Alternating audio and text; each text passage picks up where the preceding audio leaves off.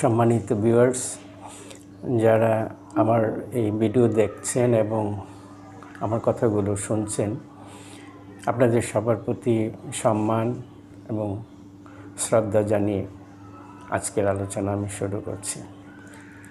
আশা করছি আপনারা শারীরিক এবং মানসিকভাবে ভালো আছেন। আজকে আমি যে বিষয়টি নিয়ে আপনাদের সাথে শেয়ার করতে চাই তা হলো স্কুল পড়ুয়া ছেলে মেয়েদের বিভিন্ন ধরনের মনোসামাজিক সংকট তাদের মধ্যে লক্ষ্য করা যায়, যে বিষয়গুলো অধিকাংশই তারা অবজ্ঞা করে কিংবা নিজেদের মধ্যে লুকিয়ে রাখে, কিংবা এই বিষয়গুলো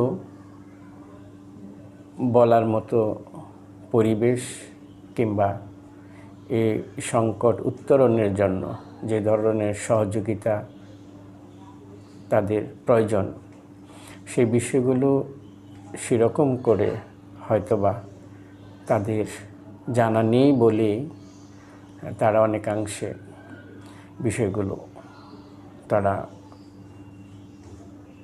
অবজ্ঞা করে কিংবা তারা নিজেদের মধ্যে সেগুলো লুকিয়ে রাখে।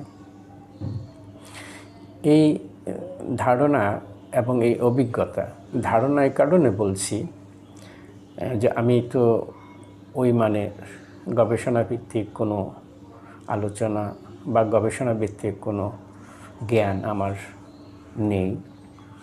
আমি আমার পারসেপশন থেকে বিভিন্ন শিক্ষা প্রতিষ্ঠানে শিশু কিশোরদের সাথে কথা বলে একটু উপলব্ধি করার চেষ্টা করেছি যে কী ধরনের সমস্যা তারা নিজেদের মধ্যে বোধ করে এবং যে সমস্যার সমাধান তারা চায়।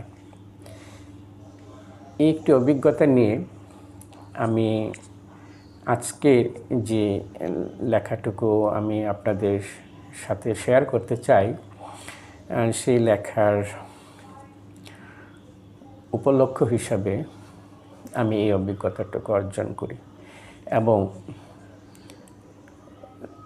দৈনিক আমার দেশ পত্রিকার মনোভুবন পাতার যিনি সম্পাদনা করেন রেহানা পারভিন রুমা আপা, আমি ওনাকে একদিন অনুরোধ করি যে স্কুলের ছেলে মেয়েদের মনোসামাজিক সমস্যা সম্পর্কে সচেতনতা এবং সমাধানের জন্য কোনো উদ্যোগ নেওয়া যায় কিনা।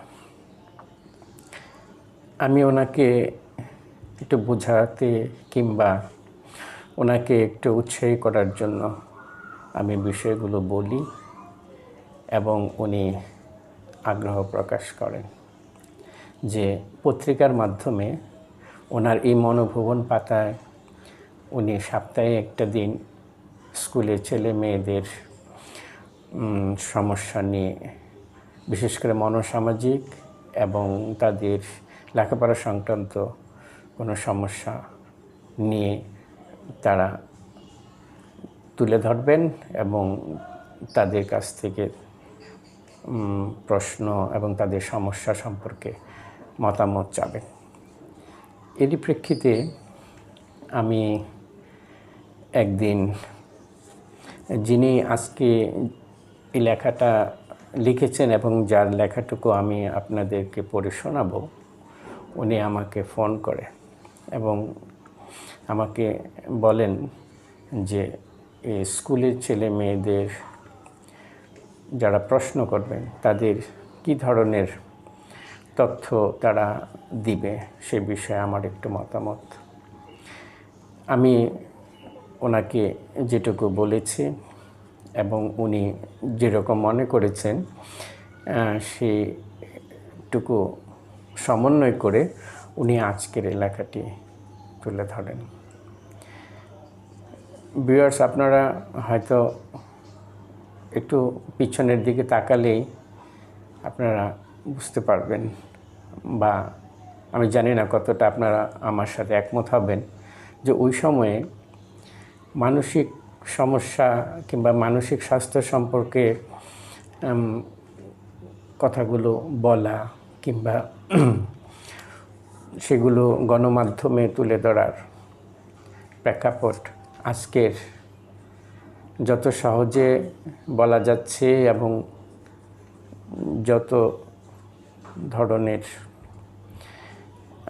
মনোসামাজিক বিষয় নিয়ে গণমাধ্যমে অনেকেই বলছেন, কাজ করছেন, ভূমিকা রাখছেন, সে সময় এই বিষয়টি অনেক জটিলই ছিল। কারণ তখনও পর্যন্ত আমরা মানসিক শব্দটার সাথে মানসিক রোগটাকে মিলে ফেলতাম, অর্থাৎ মানসিক সমস্যা যতটা লুকিয়ে রাখা যায়। তাই আমার সেই সময়ের যে কথাগুলো আমি শিক্ষার্থীর কাছ থেকে বের করে নিয়ে আসার চেষ্টা করেছি এই পত্রিকার মাধ্যমে, সেই বিষয়টি একটু আপনাদের সামনে তুলে ধরতে চাই। আজকের এই লেখাটি যিনি লিখেছেন তিনি অনন্যা আলম,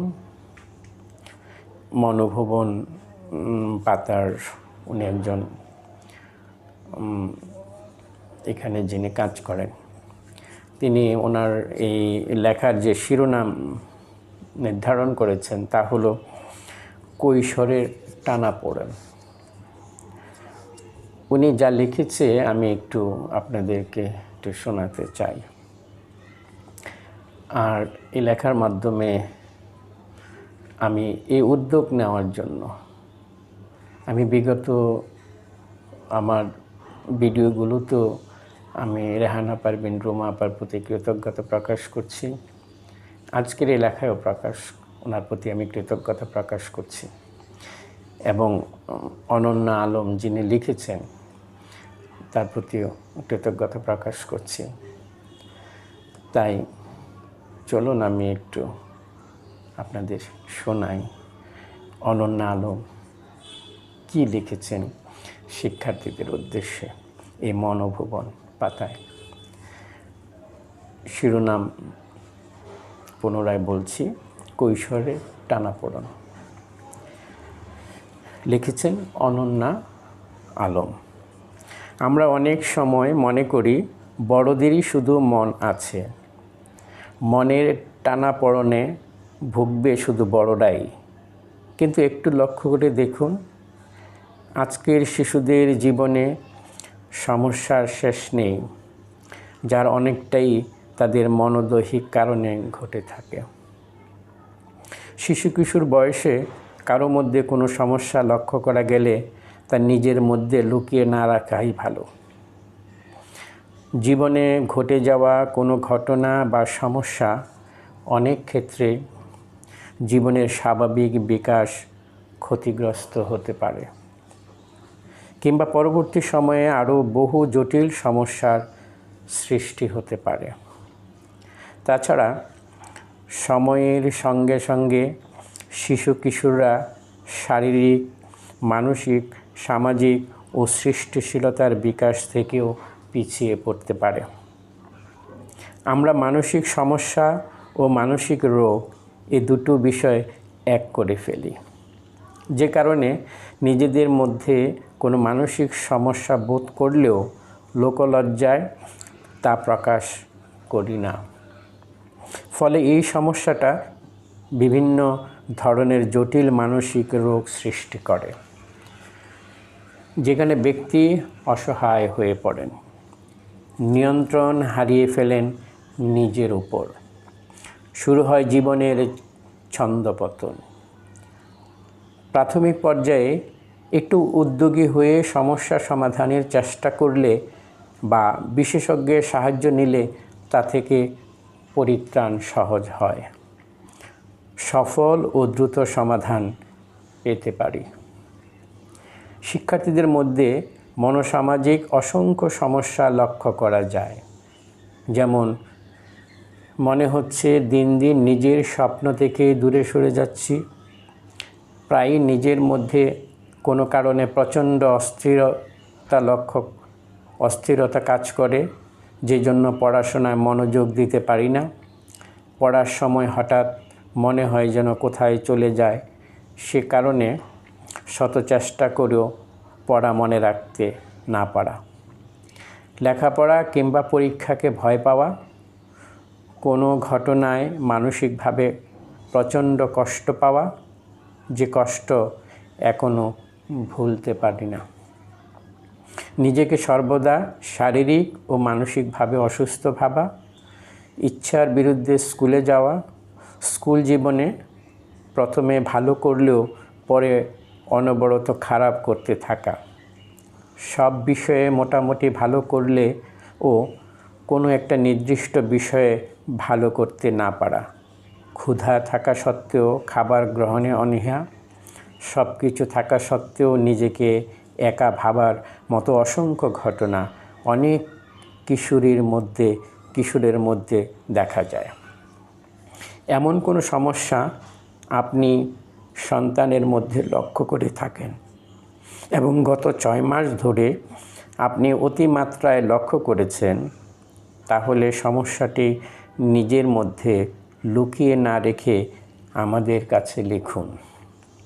সমস্যা জানাতে নাম, বয়স, কোন শ্রেণীতে পড়ছে, সমস্যাটি কতদিন ধরে লক্ষ্য করা যাচ্ছে, সমাধানে কোনো উদ্যোগ নিয়েছেন কিনা, নিয়ে থাকলে তার সুফল, কোনো সাহায্য না নিয়ে থাকলে বর্তমানে এই সমস্যা জীবনকে কিভাবে ব্যাহত করছে, জীবনের কোন কোন ক্ষেত্রে বর্তমানে সমস্যা লক্ষ্য করছেন, সব কিছু উল্লেখ করে চিঠি লিখুন।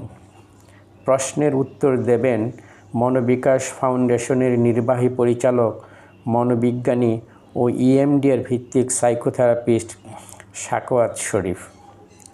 প্রশ্ন পাঠান মনোভুবন বিভাগীয় সম্পাদক, আমার জীবন লিখে আমার দেশ এর ঠিকানায়।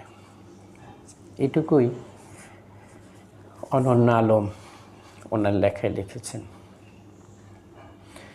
অর্থাৎ আমি এই কথাগুলো বলার উদ্দেশ্যই হলো যে আমার এই মনোসামাজিক স্বাস্থ্যকর্মী হিসেবে পথ চলতে যে জায়গাগুলোতে মনে হয়েছে আমাদের মনোসামাজিক বিষয়গুলো তুলে ধরা দরকার, কিংবা মানসিক স্বাস্থ্য সম্পর্কে সচেতনতা তৈরি করা দরকার, সেই বিষয়গুলো সম্পর্কে আমি বিভিন্ন ব্যক্তিত্ব, গণমাধ্যম কিংবা সমাজের যারা নীতি নির্ধারণে আছেন তাদের শরণাপন্ন হয়েছি এবং তাদের সহযোগিতা চেয়েছি। এরকম একটি সহযোগিতার ক্ষেত্র কিন্তু এই আমার দেশ পত্রিকা, যারা আমার কথাগুলো শুনেছে এবং তারা সচেতনতা তৈরি করার জন্য তারা তাদের এই গণমাধ্যম দৈনিক আমার দেশ পত্রিকার এই মনোভুবন পাতায় তারা তুলে ধরার চেষ্টা করেছেন। আপনারা অনেকেই জানেন বর্তমানে বাংলাদেশে 2018 সালে মানসিক স্বাস্থ্য আইন অর্থাৎ মেন্টাল হেলথ অ্যাক্ট 2018 আমাদের মহান জাতীয় সংসদে সেটা পাশ হয়েছে। তার আগ পর্যন্ত বাংলাদেশের মানসিক স্বাস্থ্যের যে আইন ছিল সেটি মূলত ছিল সেই 100 বছরের পুরনো একটি আইন, যাকে বলা হয় লুনেসি অ্যাক্ট।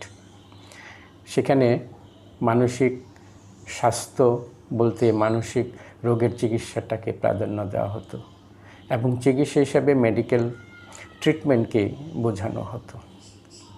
বর্তমান যে নতুন বাংলাদেশে যে মানসিক স্বাস্থ্য আইন 2018 সালে পার্লামেন্টে পাশ হয়েছে, সেখানে কিন্তু সেই পুরনো চিকিৎসার যে মেডিকেল ট্রিটমেন্টের যে মডেল ছিল সেই জায়গাটা পরিবর্তন এসে যত শিফট হয়েছে। এটি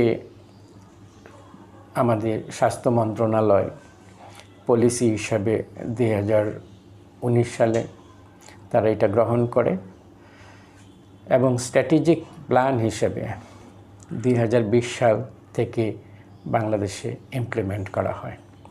বর্তমানে নতুন আইনে যে মানসিক স্বাস্থ্যের যে চিকিৎসা কৌশল নির্ধারণিত করা হয়েছে তা হলো পুরনো সে আইনের শিফট হয়ে from medical treatment two psychosocial treatment model.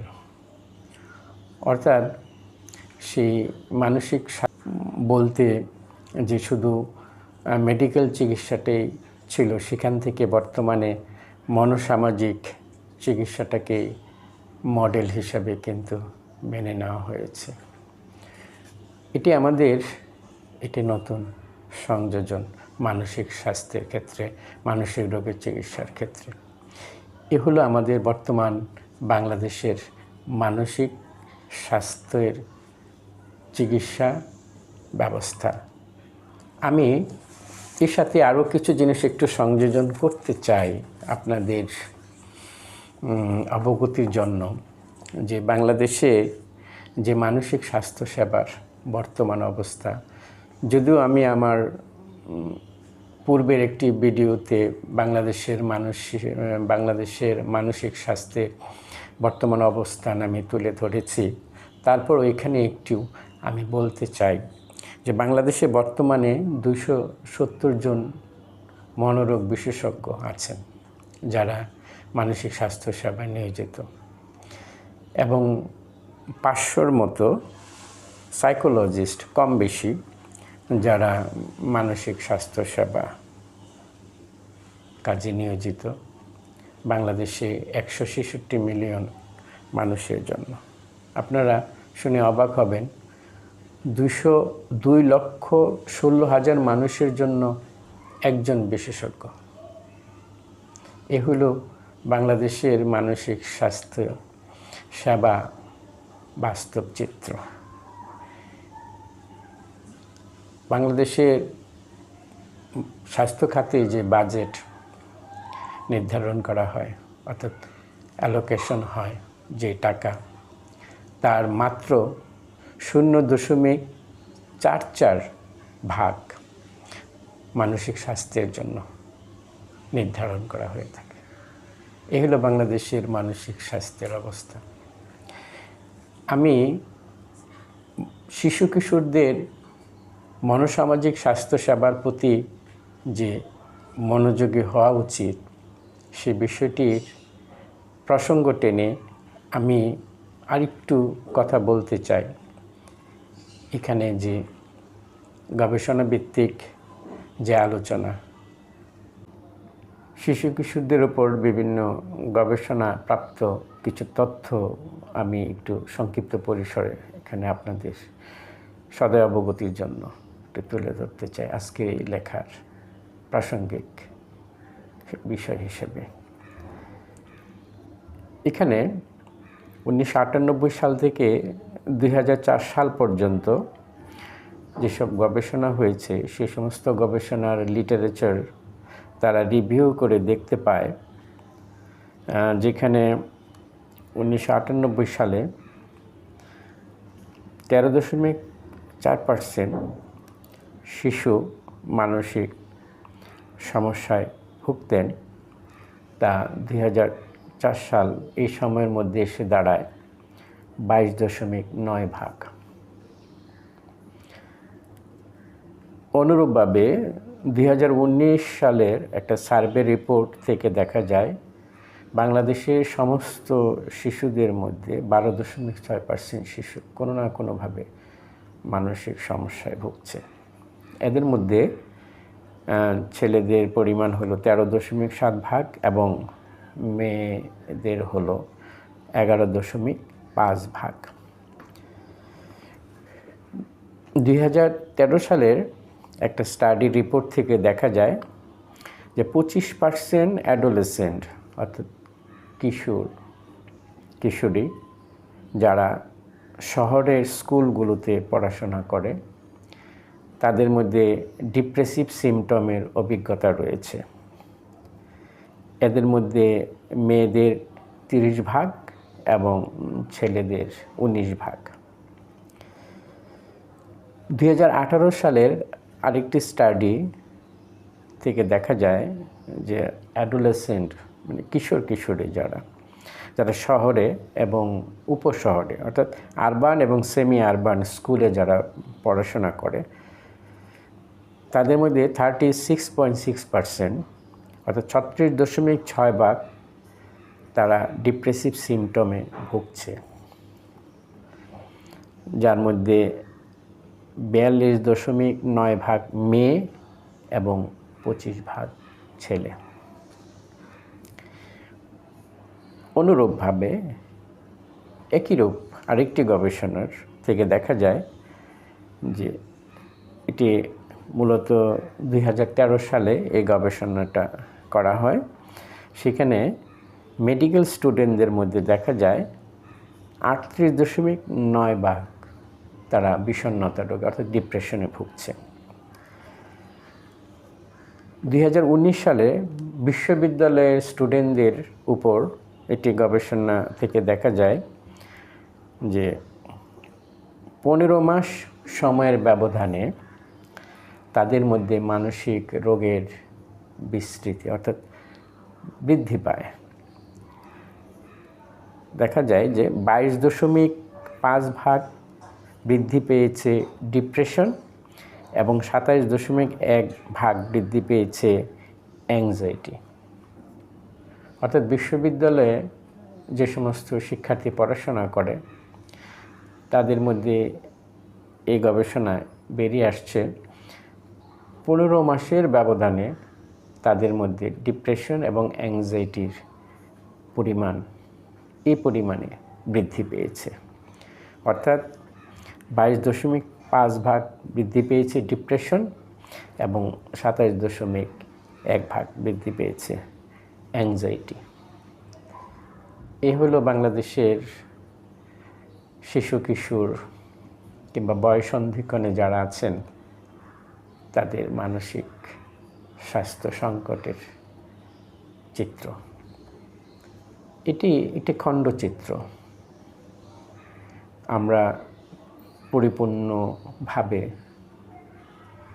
আমরা এখনও সে মানের গবেষণা এবং সে মানের তথ্য এখনও আমরা খুঁজে বের করতে সক্ষম হয়েছি বলে আমরা এখনও সেভাবে বলতে পারি না। তবে আমাদের দেশে মানসিক স্বাস্থ্যে নিয়ে ওয়ার্ল্ড হেলথ অর্গানাইজেশন সহযোগিতা করে যাচ্ছে। তারাই মূলত নতুন যে আমাদের মানসিক স্বাস্থ্য আইন সেটি স্ট্র্যাটেজিক প্ল্যান ইমপ্লিমেন্ট করার জন্য স্বাস্থ্য মন্ত্রণালয়ের সহযোগী সংগঠন হিসেবে বাংলাদেশে কাজ করছে। আমি এখানে আরেকটু জিনিস তুলে ধরতে চাই, তা হলো বাংলাদেশে আমাদের যে কোভিডের একটা বড় প্রভাব আমাদের শিশু কিশোরদের উপর পড়েছিল। অর্থাৎ করোনা ভাইরাস, যেটা আমরা কোভিড-19 হিসাবে যে এই প্যান্ডামিক আমরা জানি, সেটা আমাদের দেশের জনগণের মানসিক স্বাস্থ্যের উপর একটা বিশাল প্রভাব পড়ে। একটা স্টাডিতে দেখা যায় যে বাংলাদেশের মানুষের মানসিক সমস্যার যে বিস্তৃতি তা হলো ডিপ্রেসিভ 57.9%, স্ট্রেস 59.7% এবং অ্যাংজাইটি 33% সিমটম, অর্থাৎ তাদের মধ্যে সেই লক্ষণগুলো দেখা যায় যারা পরিণত বয়সের মানুষ। এটা মূলত এই প্যান্ডামিক হওয়ার পরের চিত্র। তার পূর্বে বাংলাদেশের মানসিক স্বাস্থ্যের মানসিক সমস্যার চিত্র এত বিস্তৃত ছিল না। সুতরাং আমাদের মানসিক স্বাস্থ্যের সংকটে যারা ভুগছেন তাদের সহযোগিতার কথাটা আমাদের বিবেচনা করতেই হবে এবং তাদের চিকিৎসা সহযোগিতার জন্য রাষ্ট্র, বিভিন্ন সংগঠন, ব্যক্তি সবাইকে উদ্যোগ নিতে হবে।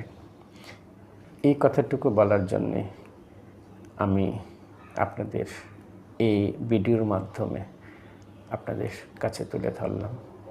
আমরা মানসিক স্বাস্থ্যকে গুরুত্ব দেব। মানসিক সমস্যা কিংবা মানসিক সংকটের মধ্যে দিয়ে আমরা যারা যাচ্ছি আমরা বিষয়টিকে অবজ্ঞা করব না, কারণ মানসিক স্বাস্থ্য ভালো না থাকলে আমাদের দেহ ভালো থাকে না। সুতরাং শরীর এবং মন দুটোকে পরিপূর্ণভাবে সুস্থ রাখার জন্য আমরা সচেতন হব, এই প্রত্যাশাটুকু রাখছি। এবং আমার দৃঢ় বিশ্বাস, আমার যেটুকু সামর্থ্য যোগ্যতা দিয়ে আমি চেষ্টা করছি আমাদের সমাজে যার যার অবস্থান থেকে আমরা যারা মানসিক স্বাস্থ্য নিয়ে ভাবছি, কাজ করছি, সবাই ভূমিকা রাখছে, রাষ্ট্র তো আছে। সুতরাং আমার দৃঢ় বিশ্বাস আমরা এই সংকট, যারা এই সংকটের মধ্যে দিয়ে যারা যাচ্ছেন তারা অবশ্যই এর পরিত্রাণের পথ খুঁজে পাবেন, সহযোগিতা পাবেন, এ প্রত্যাশা রইল। ভালো থাকবেন সবাই।